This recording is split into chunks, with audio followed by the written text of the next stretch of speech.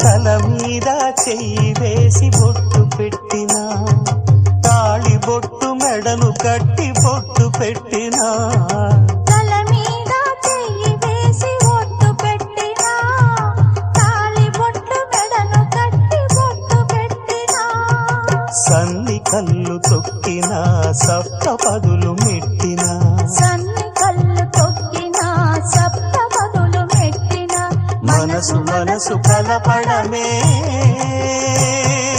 మంత్రం పరమార్థం. శ్రీరస్తు శుభమస్తు, శ్రీరస్తు శుభమస్తు.